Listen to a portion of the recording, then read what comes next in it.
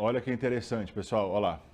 Lembra, para mim, quando eu comecei fazendo estágio na academia 20 anos atrás, o que acontece?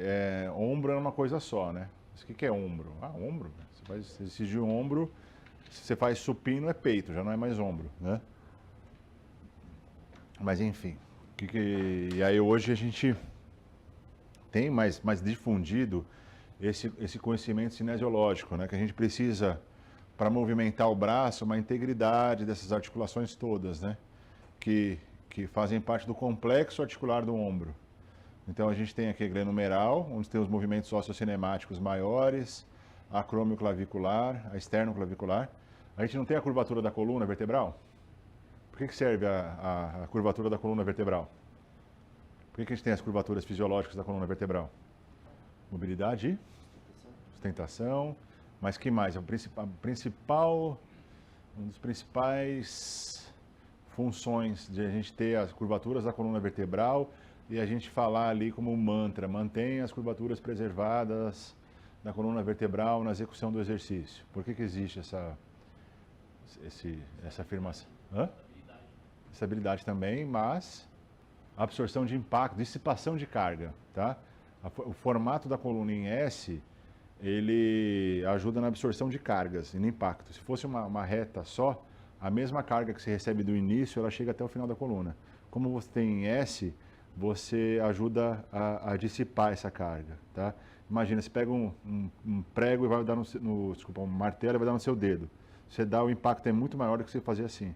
Então, você consegue absorver e dissipar essa carga com a presença da curvatura, tá? E a mesma coisa é o princípio da clavícula. A clavícula tem um formato em S também. Por quê? Porque toda a carga que a gente utiliza no braço, ela é dissipada quando ela chega no esqueleto axial. Imagina, você vai 60 kg no supino de cada lado, a clavícula fosse uma reta, tá? A carga proporcional do membro seria a carga que ia afetar aqui o esqueleto axial, o tórax. Agora, já quando você utiliza essa carga e tem esse formato em S, a resultante final já é quebrada, você não tem a mesma carga com relação ao tórax, tá? Que você imprime realizando com o membro. Então é um mecanismo de dissipação de força que não só tem na coluna, a gente também pode observar na presença da clavícula, por exemplo, tá?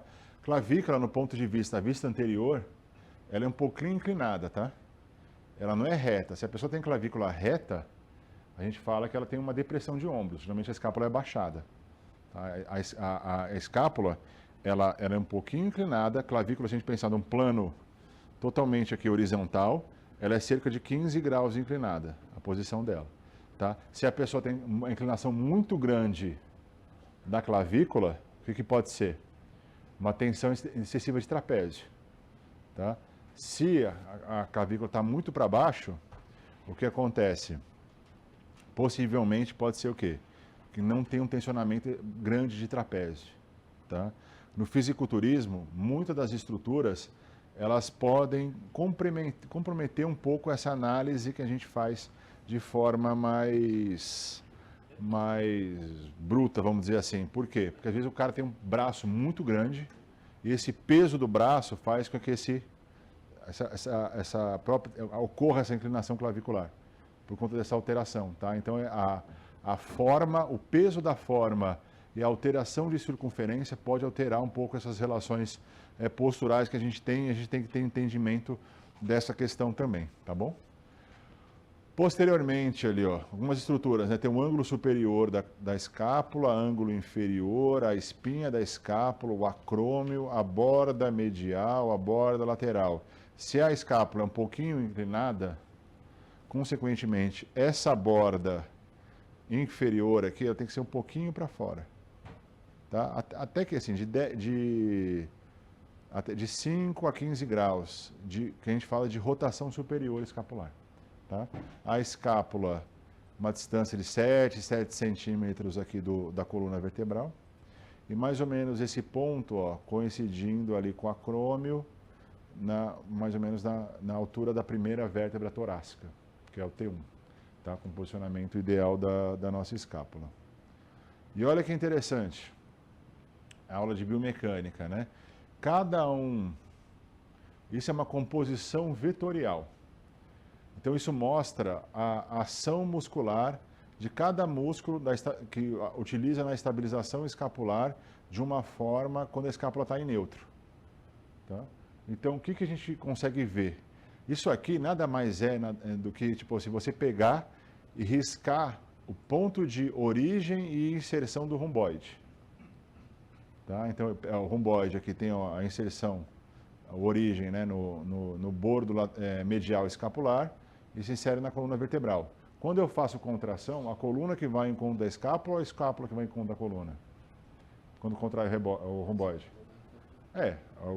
A estrutura menos pesada ou menos fixa vai em direção a mais pesada ou a mais fixa. Tá? Então a escápula vai de acordo com a coluna. Na aula de biomecânica, a gente vê o quê? Que o romboide, nessa posição, essa seta ela é feita na direção das fibras do romboide. Então eu vou e faço uma seta de acordo de quem vai movimentar em contração. A parte mais leve vai em direção à mais pesada. E o que acontece?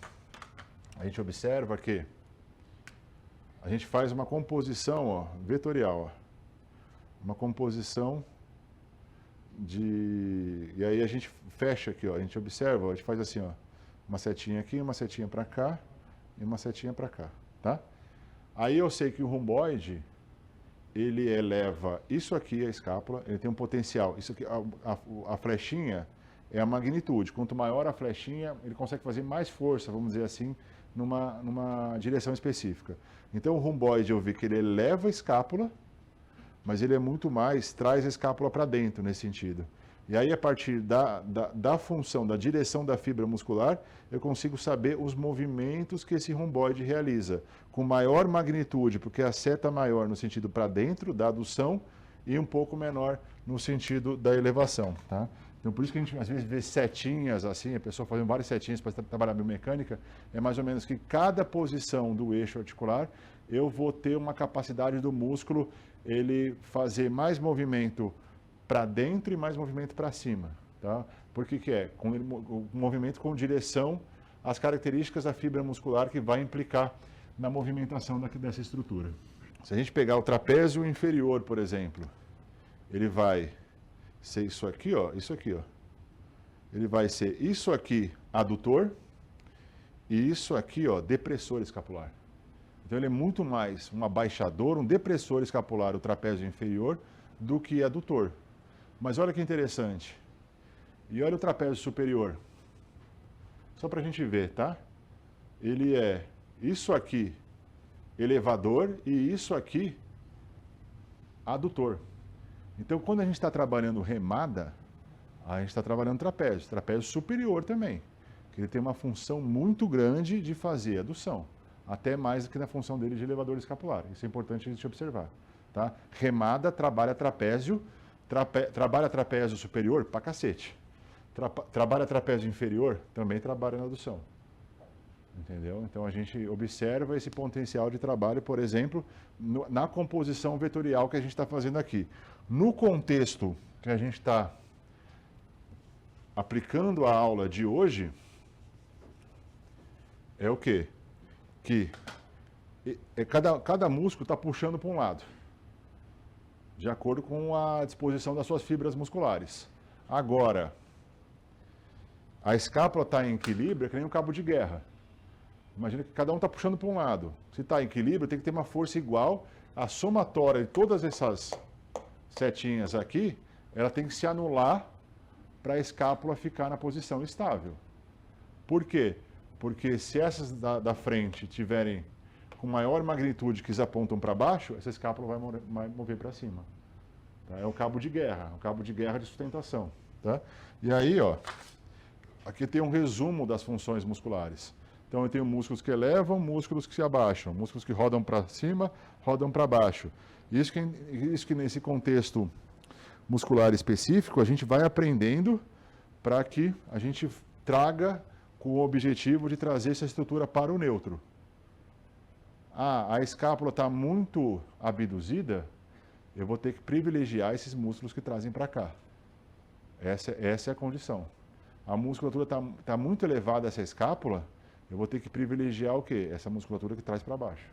Tá? É mais ou menos isso que a gente observa. A gente vai reforçar aquele que está cedendo, para puxar, para tentar trazer para a neutralidade.